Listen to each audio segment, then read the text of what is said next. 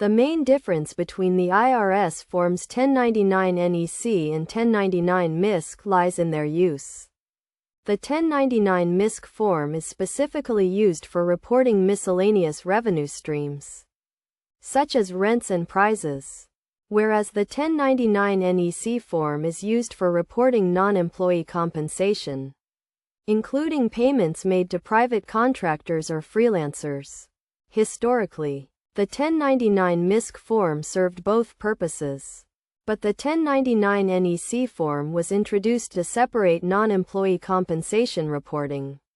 As a result, the 1099 NEC form reports non-employee compensation to the IRS, while the 1099 MISC form reports miscellaneous earnings. In terms of deadlines, the 1099 NEC form must be completed and submitted to the relevant parties on or before January 31st of the subsequent year, either by paper or electronic filing. In contrast, the 1099 MISC form must be filed on or before February 28 if done on paper, or March 31st for electronic filing. If the deadlines fall on non-business days, the forms must be filed on the next business day.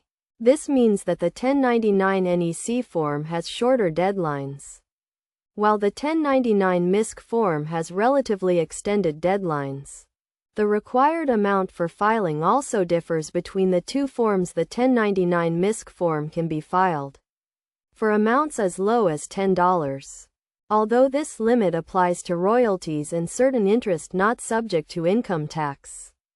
A $600 limit applies to other revenue streams, such as prizes and rents. The 1099 NEC form, on the other hand, is restricted to a $600 limit. This means that the 1099 NEC form is limited to a $600 threshold, while the 1099 MISC form has a $10 or $600 limit, depending on the circumstances. Despite their differences, the two forms do share some similarities.